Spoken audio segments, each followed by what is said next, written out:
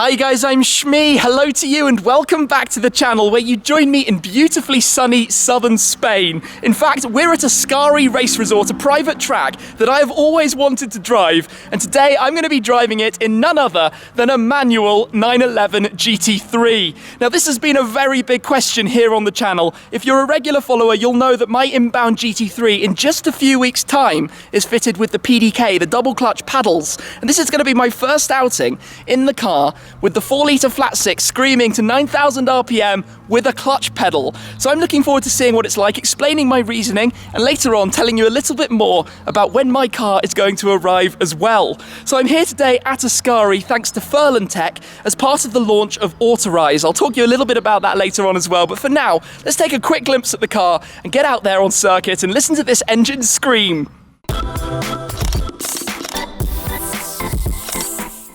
First things first, let's go for a quick walk around and talk about the exact spec of this Guards Red 911 GT3. Now, from my videos before now, you're probably quite familiar with the 991.2 generation from the launch of it, from my first drive, from speccing my car and the build of it at the factory. But this is what I like to call the full fat version. I think a lot of the cars equipped with a manual gearbox are going to opt for the touring specification, which effectively does away with the rear wing and makes it a bit more discreet. But to me, the Porsche GT3 is a track car. This is how it should be spec'd, full fat. It has buckets and harnesses inside, a roll cage, and that all works perfectly with this engine. It's got the 4-litre flat six rear engine, rear wheel drive. It has 4-wheel steering as well, 500 horsepower, 460 Newton meters, naturally aspirated, and it sounds heavenly. So that 4-litre was previously found in the GT3 RS, or it's a derivative that's developed upon from that, but having that engine in this car just makes it something absolutely incredible. So if we come round, just have a quick glimpse at the interior, which is finished with red accents to complement the exterior. We've got these familiar 918 style bucket seats, but it's all about this, the 6-speed manual gearbox. Now lots of talk about the ratios. We'll see what that's like when we're driving it, and the clutch pedal down there. So I'm looking forward to this one. And as I mentioned, it's a big thanks to these guys, FurlanTech Supercar Share. We'll touch on the app later on, but it's a new system using blockchain technology, and it connects through an app to let you rent cars and makes them more accessible and to be more sure of who is driving. So it's quite interesting. Anyway, time to jump in, fire up the car, and get out there at Ascari. It is time. So I'm helmeted up, obviously. We're at a racetrack, so please excuse my slightly funny look. First things first, let us fire this engine into life. Oh yes, it sounds good. It sounds raw and real, which is great. Even low RPMs here, and we're going to be hearing it much higher up the rev range very soon. So, exhaust mode on. Valve switch, very critical. Sport mode on for the racetrack. Sportier suspension because we're on very, very smooth tarmac. And then I'm going to close the door because, to be honest, air conditioning is quite nice. It's quite warm here, even though it's winter. Now, slightly amusingly, I'm actually wearing a regular seatbelt for this. Now, even though I said the car has the 6-point harnesses, you've got the dongle between you and they come around the sides, they're not actually wired in, so that's a little bit of a problem. And also, if you do use the 6 points, the car beeps away at you unless you've got a blocker for the regular seatbelt. So we're not going to be using that now, although in my car when it comes, I am going to do so as often as possible. Now this track is 5.4 kilometers. We're about 600 or 700 meters of elevation as well, so the air is very thin, so please excuse me if I sound like I'm out of breath. That's because I am. Some similarities, if you remember my old Cayman GT4, of course, the 6-speed manual gearbox. Now, one of the big topics of discussion about the GT4 was how long the ratios are, and this is very similar. First gear, 60-70 miles an hour. Second gear, 80-90. Third, you're over 100 miles an hour. So basically outside of a racetrack or the German autobahns, red line in third, not going to be happening. Anyway, the car is warmed up very fortunately. I am pretty comfortable and ready to go. The Alcantara steering wheel is very nice. And in front of us, you can actually see an awfully nice lineup of cars. So FurlanTech have put on this day for us here at Ascari. And as we go up the line, you're going to see a lot more. So first gear, let's try not to stall it. And away we go, out the pit lane. And get ourselves started. There we go, look at that. We've got a Cayman GT4 Club Sport, a Hurricane Performante, a 458 Spider, Ferrari California. And we're just cruising up the pit lane into second gear. We've got the green lights, that's what we need. So we'll go out onto the track. I'll take it pretty easy just to warm the car up a little bit and obviously get myself familiar. But even 5,000 RPM through my helmet, that sounds absolutely heavenly. What a glorious tone. Now sport mode means you get those automatic blip downshifts. I know that's a contentious point, obviously a lot of people like to do it themselves, but in these cars, if you have sport mode enabled, it keeps the temperatures lower as well, the radiators work a bit harder, so if you want maximum cooling, you have to have it automatically blipping for you, which a lot of people, oh it's so good, a lot of people aren't familiar with. But the PDK blips to me have even more crispness to them, even more of an immediate, just, there's something about it, PDK for this car, even, listen to that as we go up, oh my goodness, it's heavenly, absolutely glorious note. Now the engine note is very, very similar, the only difference is the sounds you get on blipping, on changing gear. In this circuit has some very tight twisty corners, in fact, the corners here come from all sorts of different tracks around the world, they're replicated to match them, which is a really cool way to design a circuit. The aerodynamic grip feel is incredible. Oh, a bit quick possibly here, but no, the car is just going to stick and do its thing, which is awesome. I'm learning a little bit as I go, but unwind the wheel, foot down. Oh my gosh. Oh, awesome. Now we have one of the steepest corners on the track. We take it in a bit deep, but here we go. We're away on the straight. Are we going to get 9K? There we have it! Oh, awesome. That feel in a manual car is just epic. So manual versus PDK. It's a track car. You want to be doing this. Third gear, up to the limit into fourth. If you want to be doing this, you want a car that's going to be fast, right? It's a racetrack. It's about driving it as quickly as you can. And if you want that, you want to be concentrating on your line. You want to be concentrating on where you're going. There's some awesome chicanes here. Oh, in we go. That's cool. This track is really cool, very technical. You've got to be very aware of what's going on around you. This is literally my first lap in a GT3 after some sighting laps at 50 kilometers an hour. So you have to excuse me for taking it just a slight touch easier than I might otherwise while I get a little bit more familiar with the car. Oh my goodness, it's a long track. And then this corner's a bit like Laguna Seca, so you have to watch out because you come in tight up here. This is, I think, probably the slowest corner, and then it dips down towards the bottom before banking back over to the right. How cool is that? We've got this track completely clear, just holding the revs, letting it go. This is just epic. Not sure how quick to go around here. Triple cones on the apex, so they basically helped us out by marking things. But here we go, under the drone on the start line. How cool is that? And those guys just got a complete earful of GT3. Oh, we're gonna go through the line there, take that racing line. I must be beaming from ear to ear. This is epic.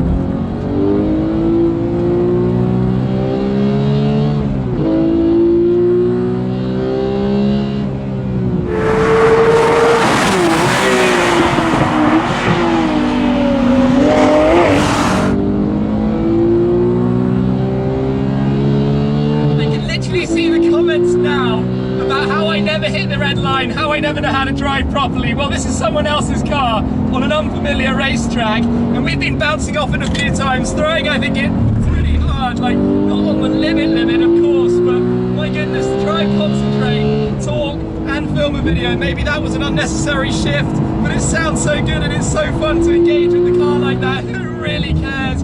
Firm on the brakes, and it brakes very quickly. In tight here. Well, a little bit of slide, always good fun, getting the tyres warmed up. Oh man, this is entertaining. And you guys don't see me driving cars to the limit on the public road because it's the public road. This is the environment to do this. Massive thanks to these guys because I am loving this.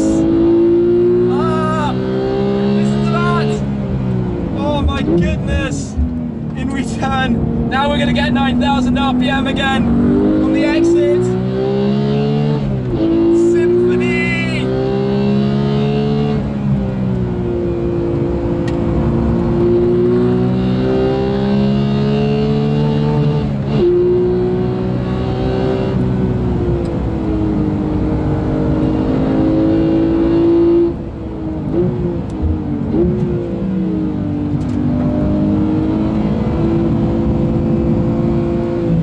I love these chicanes.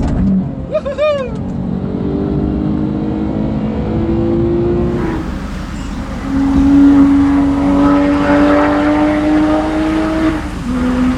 Can someone hurry up and get me my GT3 right now? I have the most big craving you can imagine to just drive it on the Nordschleife on tracks like this. This is pure perfection. Okay, last time past the start line, then we'll take it a little bit cooler from here on in. Just give them one, I think, full rev upshift to the guys that are listening in the pit lane. Like that. Oh, mega, mega, mega firm on the brakes in towards the first corner, the first chicane. Okay, people. Okay, okay, okay. Let us wind this down a notch. Whew. What can we say then about the manual gearbox? Well, firstly, it's epic. There's no question about that. I feel like I'm not shifting loads. I've never needed to double shift, you know, between basically second, third, occasionally into fourth. Sometimes I've shifted where I didn't need to, but that's unfamiliarity maybe with the car. I need to learn a little bit more, and with the track and just being slightly more at home. But I mean, for a first outing, what an epic experience. Now if we turn off sport and just flip it ourselves, it's so easy to do yourself in this car. So yes, don't get me wrong, the manual for an occasional day out or for one-off track fun is mega. Very, very mega.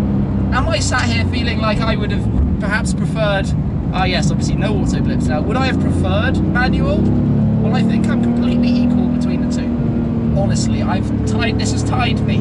I prefer the PDK because you feel like you can use it more around town, daily driving, that kind of thing. But then, for a couple of laps like this, it's amazing. It's so involving to make a modern car. I mean, yes, it feels really computerized. It feels like the car is having a lot of the work calculated for you. You know, it's a very clean and crisp shift. There's no, you know, dramatic movements required. It's not like, say, my GT8, which is very, very mechanical. And obviously backing off the brakes is a long lap to let the car cool down. So I'm somewhere in the middle. But anyway, let's head back to the pits. I want to talk about the app and that side of things. Then I'm going to tell you a bit more about my car, and there might be something else to jump into as well. Let's see what happens.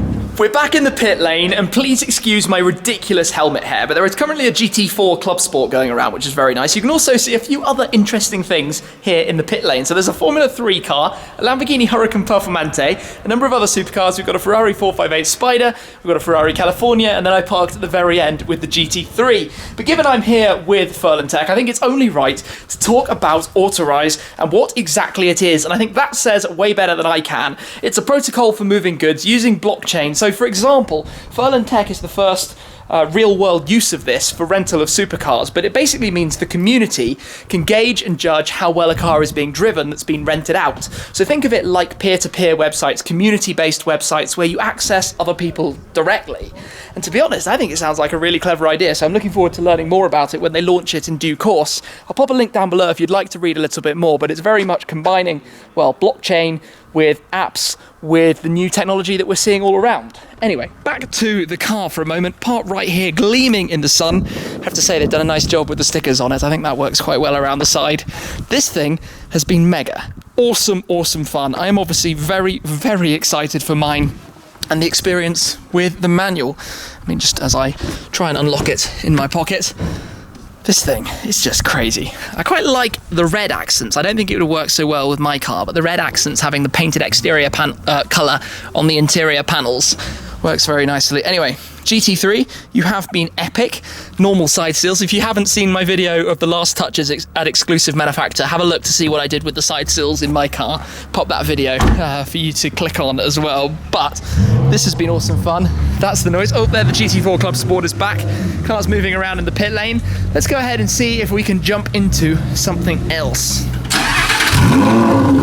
That noise means it is Performante time. So obviously another very track focused car. The Performante is significantly more power from Lamborghini's V10, but again, the world of naturally aspirated, this car has Lamborghini's ALA, the Aerodynamica Lamborghini Attiva. So it has a very clever trick system. Just heard those flaps getting open. So the car should be ready. Oh, there's center locks on this, very nice. Let us take a step inside and go and enjoy the noise of the Huracan Performante around the legendary Ascari circuit. That display is awesome. Set up here into Corsa mode, as you can see on the steering wheel, exactly how it should be. I'm excited to experience this. Off we head then. So we got the green light. Obviously the car needs a little bit of warming up before we can properly push it, but already the sound of that engine is just glorious.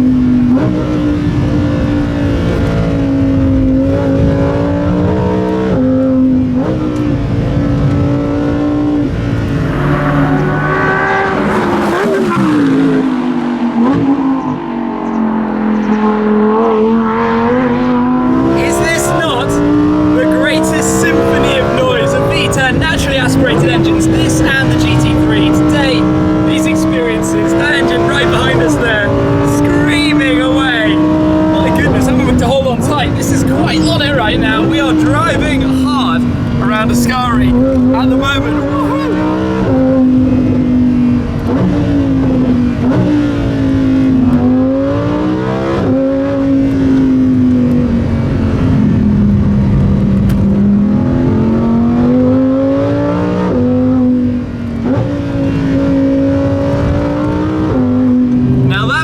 It's time to let the car cool down, let the temperatures of the engine relax a little bit. I will say one thing though, on a track like this with lots of very steep turns, lots of G-forces, you want bucket seats. These are the comfort seats, which are an awful lot nicer than the regular Performante hardcore seats. But for here, that's when you want really to be securely snug inside a bucket. Anyway, what a fun experience being here on this circuit, especially in a car like this, following straight after the GT3.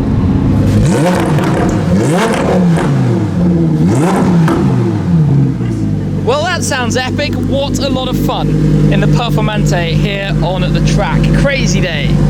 Sadly, that brings us to an end of today's visit to Ascari. My first stop here at the Ascari Race Resort. That's pretty loud. It's been an epic, epic day. So a big thanks to FurlanTech and Autorize for the opportunity to join them, to drive the GT3, to go out in the Performante. We're going to head to the airport now with the AMG GTC Roadster, but it's all part of learning a bit more as well about what they're up to, what they're developing, and you can see more about that in the links down below as well. So a big thanks to them. Thank you to you guys for watching so far about the manual GT3. I promised I'd let you know a little bit more about my car. It's due for delivery at the very beginning of March. It will be going straight away to Topaz, of course, for a proper detailed paint protection film. That was the Clio blasting past. And then from there, my first drive is a plan to head to the Nürburgring Nordschleife for Car Freitag Easter weekend. I'll take the GT3. I'll also take the 675 LT, the Vantage GT8, and my AMG GTR. So the 4-track cars, all with bucket seats, all with wings. We're going to have a team outing with the guys that helped me with Shmee 150. It's almost a mini fuel faction, if you will. So I'll hopefully see some of you guys there over the Car Freitag Easter weekend at the Nürburgring. I'm looking forward to that an awful lot. Just got to get those miles to do the run-in on my GT3. Anyway, today has been epic, like I said. A big thanks to the guys for letting me come along, join in and be part of this. Without them, it wouldn't be possible to be here today. So do have a look down below. Thank you to you guys as well, of course, for watching. Without your support, it wouldn't be possible. So I appreciate it an awful lot. Anyway, that's it for me for today. I better jump in the car. Off to the airport we go and on to the next adventure, and I will see you there. Thanks again, guys. I'll see you soon. Cheers.